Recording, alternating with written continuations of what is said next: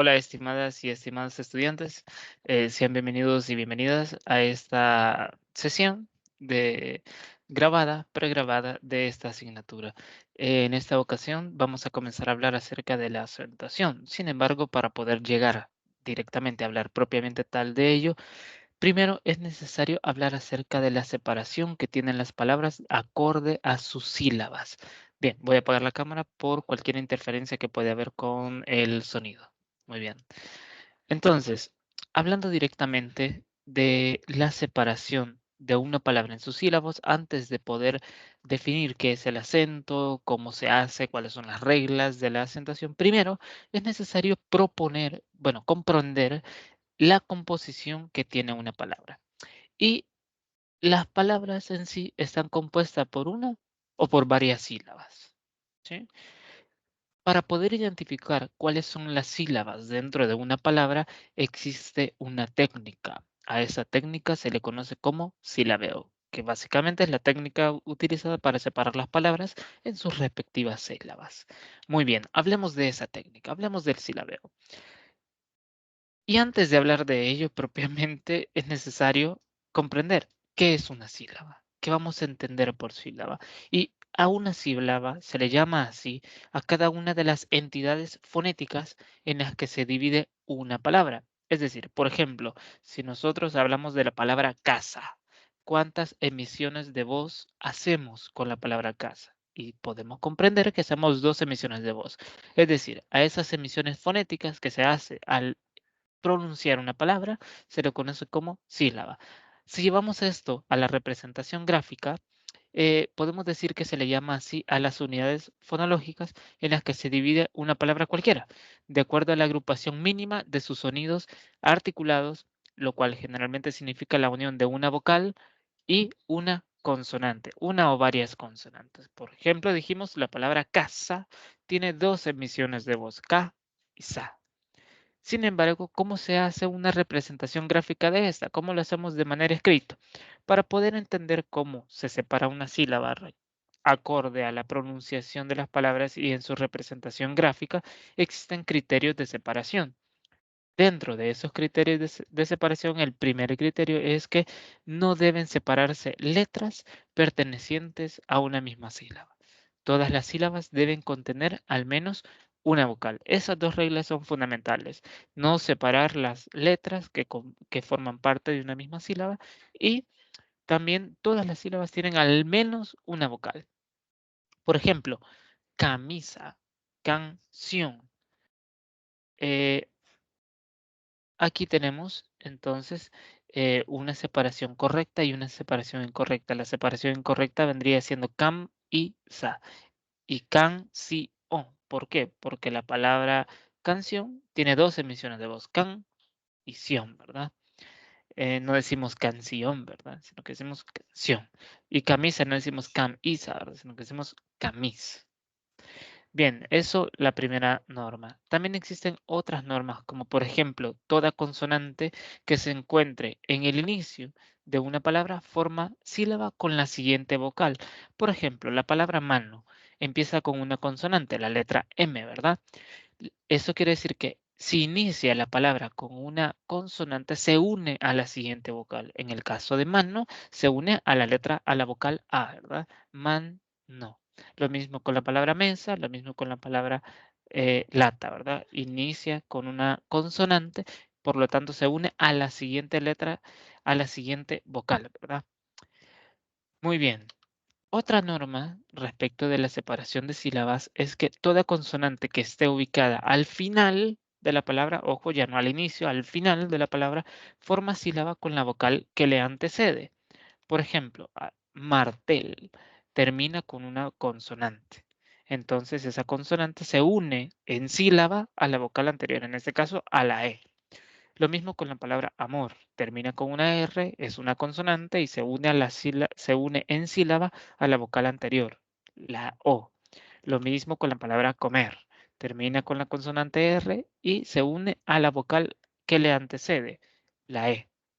Pero, ¿qué sucede si de repente tenemos una consonante que se encuentra en posición intervocálica?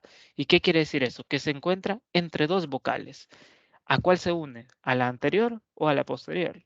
Y la regla nos dice que una consonante que esté en posición intervocálica forma sílaba con la vocal posterior. Por ejemplo, cama, la M, que está en posición intervocálica entre las dos A, se une a la vocal posterior, en este caso a la segunda A. O por ejemplo, la palabra pato, que está entre la A y la O, se une a la siguiente vocal, que es la O.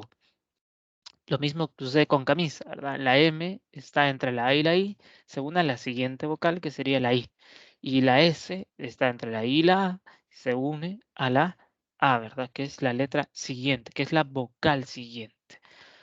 Ahora, ¿qué sucede si complicamos un poquito más este asunto y de repente encontramos dos consonantes en posición intervocálica? Es decir, ya no una consonante entre dos vocales, sino que dos consonantes en posición intervocálica. Ahí puede suceder dos cosas. Primero, si no forma dígrafo, cada consonante se une a la vocal más cercana. ¿Qué es un dígrafo? Un dígrafo es una composición de dos consonantes para formar un solo sonido. Por ejemplo, cuando tenemos la doble R en la palabra carro, ese carro, esa doble R es un dígrafo. O por ejemplo, cuando hablamos de la palabra, eh, no sé, como por ejemplo vendría a ser truco, la T y la R, tru, esa TR forma un solo sonido. A ese solo sonido se le conoce como dígrafo. Ahora, si la palabra que estamos emitiendo no forma dígrafo, cada vocal se va por separado. Por ejemplo, cansado. La N va a formar parte va a formar sílaba con la vocal anterior y la S forma parte con la vocal posterior, es decir, con la que tenga más cercana. Mango, pulpo, es el mismo caso.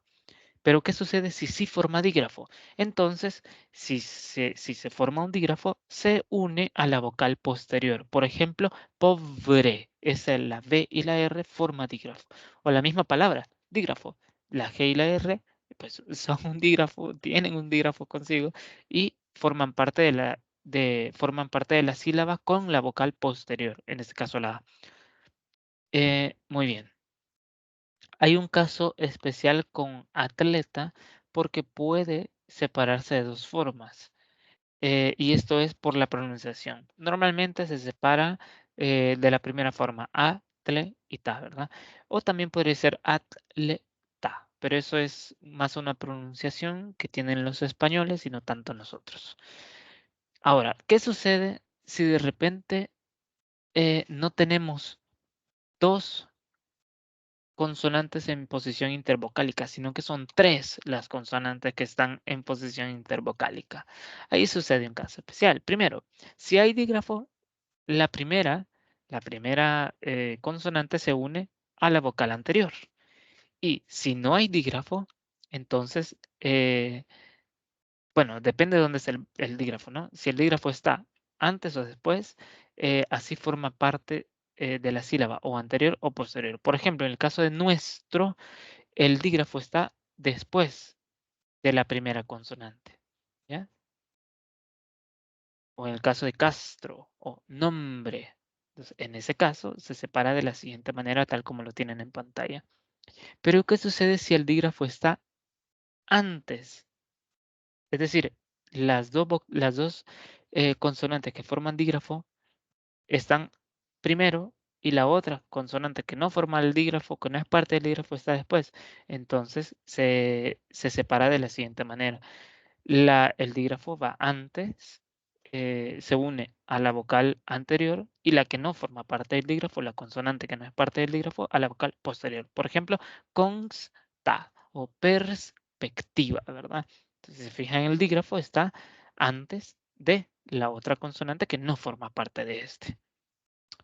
Y por último, si son cuatro las consonantes que están en posición intervocálica, es decir, entre dos vocales, dos se van por un lado y dos se van por otro lado, ¿ya? Dos forman parte con la vocal anterior y dos forman parte con la vocal posterior. Es decir, tenemos ahí dos dígrafos. Por ejemplo, construcción.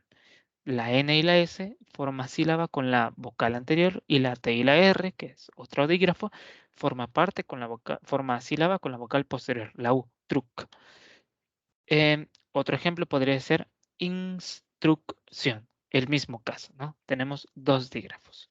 Bueno, si queda duda de esto, pues pueden consultar con mucho gusto por los canales que ustedes ya conocen y asimismo también recordarles que tenemos una sesión sincrónica que es voluntaria los días jueves a partir de las 8:45 de la noche. Bueno, sin más me despido. Nos vemos en el siguiente video que es otro tema. Vamos a hablar de otra cosa totalmente distinta. Adiós.